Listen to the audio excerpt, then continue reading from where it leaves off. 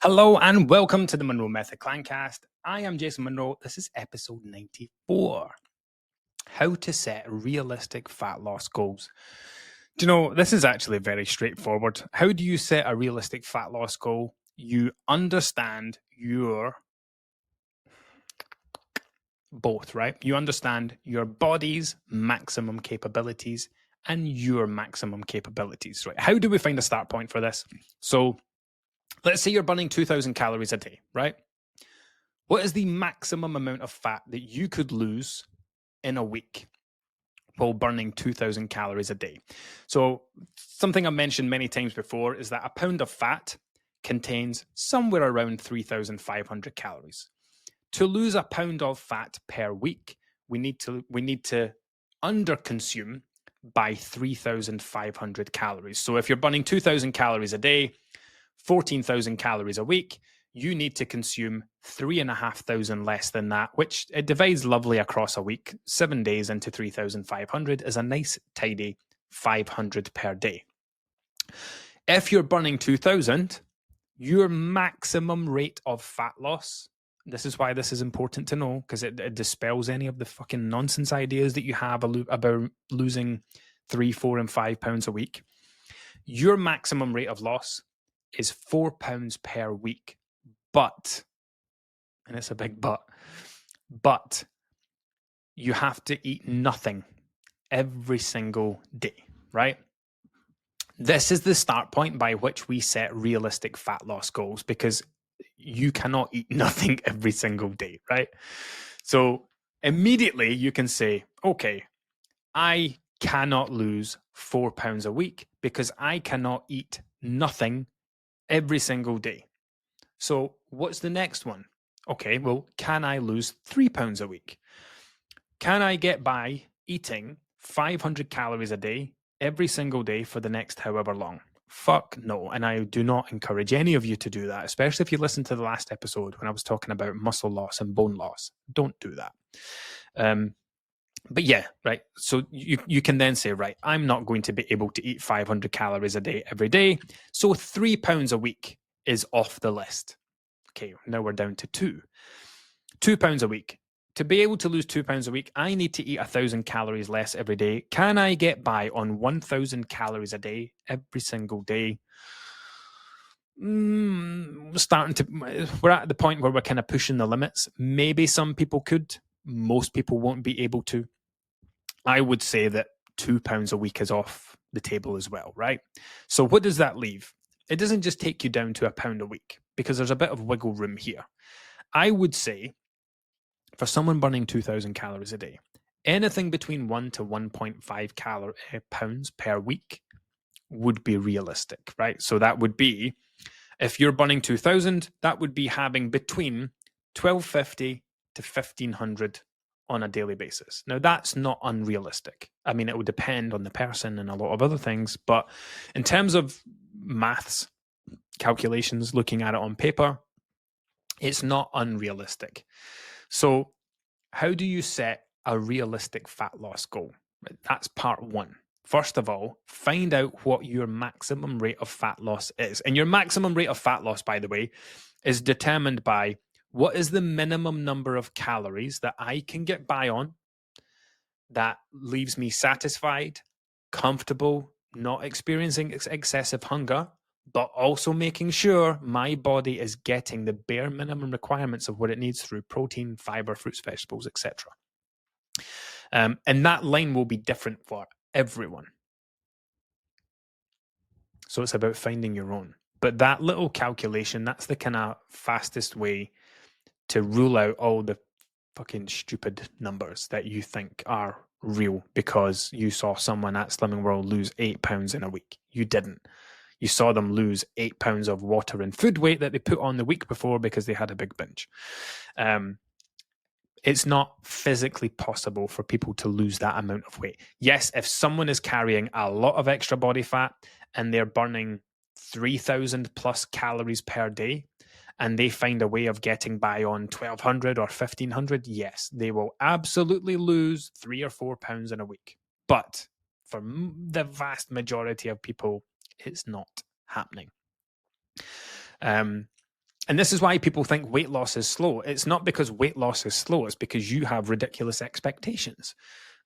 You think weight loss is slow because you think weight loss should be much faster. So get rid of those ideas by going through what I just said and kill it stone dead. Use the 500 multiplier. So if you're burning 2,500 calories a day, what's the most you could lose? 5 pounds in a week. If I eat nothing every single day, I can't eat nothing every single day. That's stupid, but I could stick to 1,500. Well, if you can stick to 1,500 while you're burning 2,500, you can fully expect to lose 2 pounds a week. So yeah, just run that and just get rid of all the stupid high numbers. Now, the next part is you need to account for life. It is so easy. So I could do it right now with a calculator. It is so easy to look at this and say, okay, now I've done that, and you've said I'm going to lose £1 to £1.50 per week. Let me just get my calculator. Let's say you have £100 to lose. That will either, in fact, yeah, it will take you between what? £66 per week. 100 weeks. If you lose £1 to £1.50 per week, it would take you between 66 to 100 weeks. Now, on paper, I mean, that sounds awful on paper. You probably think that's far too long. 2 years to lose £100. What? If you had £100 to lose, you wouldn't be losing £1 a week. If you've got £100 of extra body fat, your calorie burn's not going to be 2,000 calories a day. So don't panic. I helped Marnie lose £101, and she took 18 months to do. So not necessarily going to take 100 weeks. Anyway, right, the next part is, again, and this won't really apply to people that are trying to lose 5 to 10 pounds. It's really for the people who have like 30, 40, 50 and upwards to lose, people who are going to take 6, 8, 9, 10, 11, 12 months. You have to account for life. It is very easy at any time of the year, especially like if it's a time when you're thinking about dieting and you're like, okay, now's the right time to diet because the next few weeks are quiet and I can get into it. You only concentrate on the quiet time. So you sit with the calculator and go, right, well, my goal weight is this. So I need to lose 75 pounds. And if I lose 1.5 pounds per week, I'll do that in 50 weeks. Okay, awesome. This time next year, I'll be this weight. No, you won't. You absolutely will not, because you have not factored in the rest of your life. You've just you've done it from a place of quietness. You've done it from a place where you're not as busy, and you've not accounted for Halloween or Christmas or New Year or your holidays or your weekends away or half terms or the seasons if you're someone that reacts to the weather with your eating. You've not accounted for your mental health. You've not accounted for boilers breaking down or cars breaking down or need new tires or things that are going to happen that you don't know are going to happen, but they happen anyway. You know, everybody has bad days throughout the year and we react to those bad days in different ways. So people, you know, the crazy thing is people think that losing £1 a week is a realistic goal. It's realistic to lose. It is realistic to lose £1 of body fat in a week. It's not realistic to lose £1 of fat every single week without fail, because like you're not a robot. You're not going to eat exactly X amount of calories every single day without fail for the next 12 months. It's not going to work like that. You might be super motivated through the first month or two, but something will happen. Christmas will come around, New Year will come around, something else. So how do you set a realistic fat loss goal? You bring realism into it. So first of all, eradicate all the high numbers and find a number that you can consistently lose over a week, because you can consistently do the things that lead to that happening. Then you have to look at the year as a whole and say, well, I'm probably not going to diet through Christmas and New Year. So we remove those 2 weeks. I'm not going to diet through Easter because it's half term. So we remove those 2 weeks. I'm probably not going to be able to diet through the school summer holidays. So let's remove those, 6, 7, 8 weeks. So now, if you have 52 pounds to lose and you think you're going to do it in 52 weeks, you're not going to do it in 52 weeks because you've got to add all these weeks back on to the end. I don't know. Maybe add 25% back on as a buffer. And then you're going to come up with a much more realistic time frame and a much more realistic goal. The biggest mistake that people make is getting into their head, right? I want to lose 20 pounds.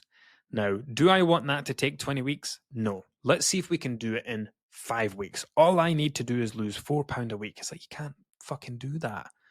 You're not physically capable. Like, you do not have the calorie availability to be able to do that. Are you really going to eat nothing for the next 4 weeks? Everything, like, not when people say I've had nothing to eat today, but they have actually had something to eat today. It's just not been very much. It's genuinely eating nothing. Every single day you wake up, you eat nothing, you put 0 calories in your body, and you let your body eat itself to fuel itself. Don't do that. Jesus Christ, I'm not encouraging that. Not after everything I spoke about in the last episode. But yeah, this is how we set realistic fat goals. And we don't need to go any farther into it than that. It's as simple as that. So get rid of all the high numbers by shocking yourself into... The last thing to touch on here, I've spoke about this before, right? Fat loss, weight loss has a speed limit. Weight gain has no speed limit. And the speed limits are in place because... The speed limit's in place because you're limited by the thing that I said before, right? What's the minimum number of calories that you can consume while making sure you're taking care of hunger, taking care of your health needs, etc.? That's your maximum rate of fat loss, right? So your speed limit might be 1.5 pounds, 1.25 pounds per week, right? That might be your speed limit when it comes to weight loss. Weight gain doesn't have a speed limit because there's nothing restricting weight gain. The only thing that restricts weight gain is how much you are physically capable of consuming. Now, imagine, so I had a client who once went on an all-inclusive holiday and gained 1 pound every single day.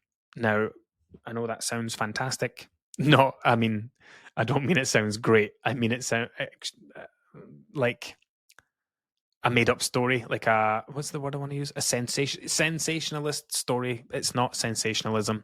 I worked with someone who found it very challenging to lose weight. She did not burn many calories. She did not move very much. And she battled to lose weight before her holiday at like 1,000, 1,100 calories per day because she was a smaller person, didn't have a high calorie burn. She was only burning like 1,700, 1,800 calories a day. So weight loss was a long, slow process for her. And she was doing it ahead of a big 5-star, 3-week, all-inclusive, mega super expensive holiday in, I want to say, Turkey. So this was like pre-COVID, 2019, I think. Now,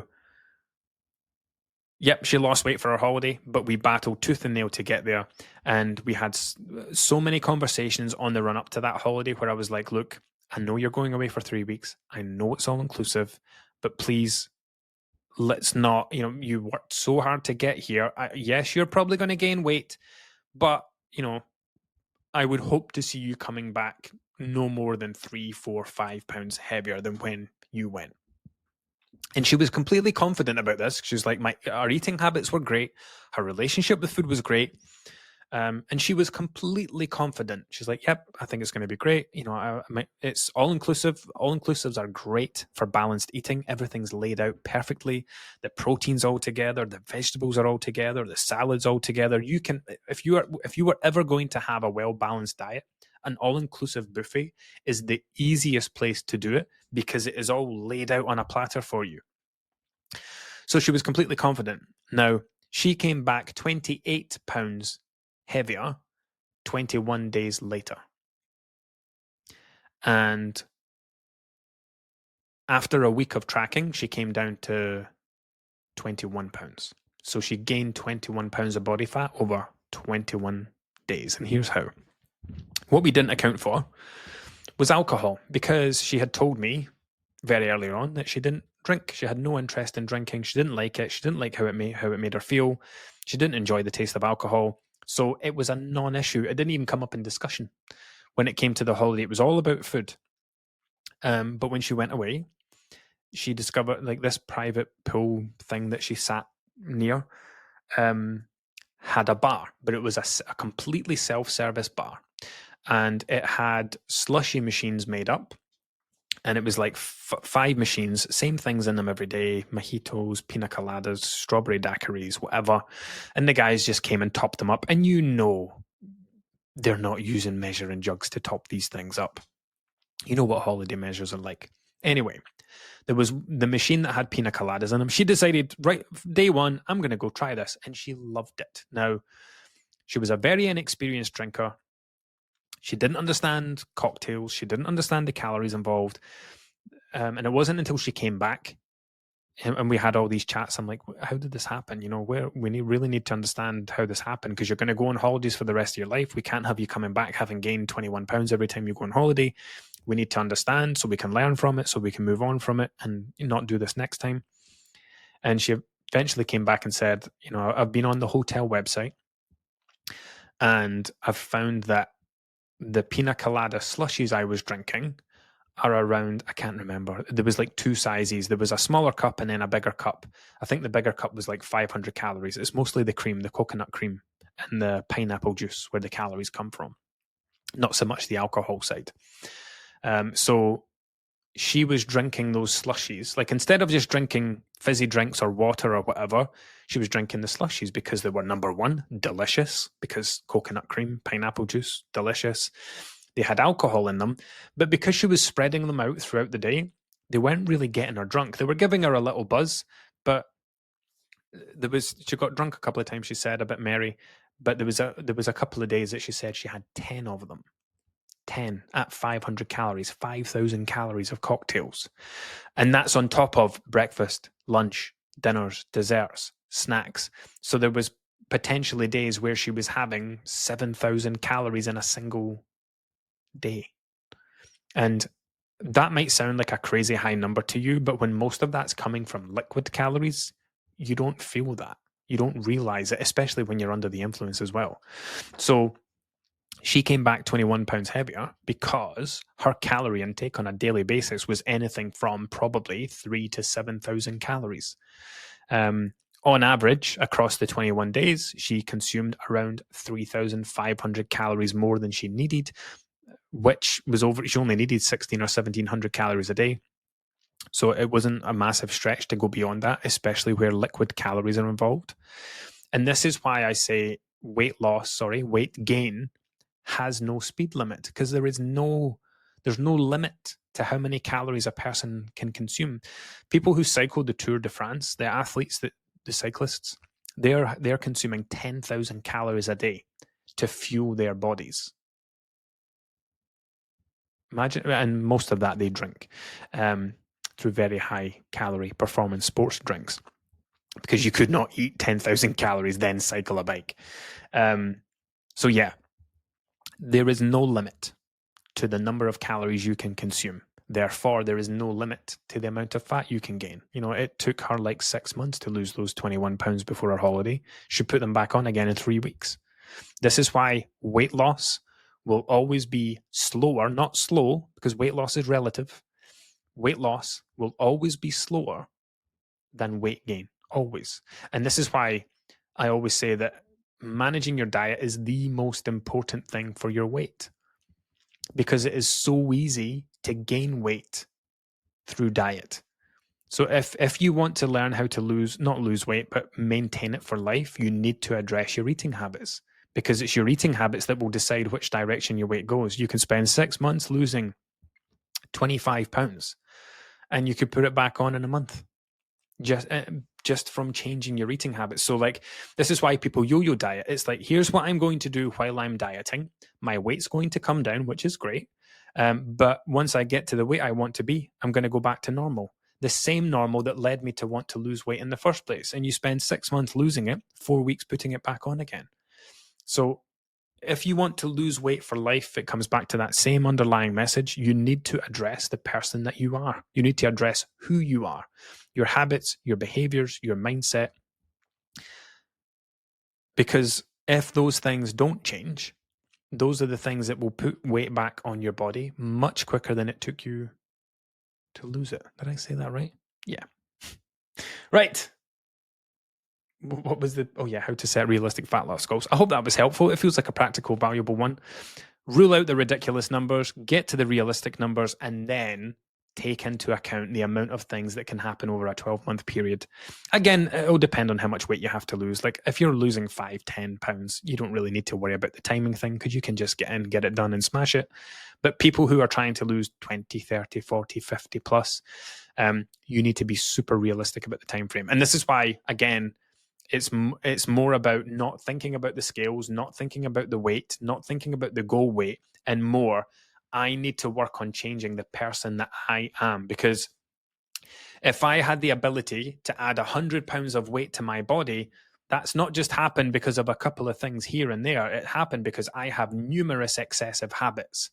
I do not want to spend the next 12 months losing 50 pounds only to put it all back on again within the space of 3 months. This is why it is, honestly, the scales, fat loss, it's not important. Working on yourself, identifying the person that you are, the habits that you have, the things that contribute to your weight, and changing those is the most important thing for long-term results. Right, enough from me. Until next time.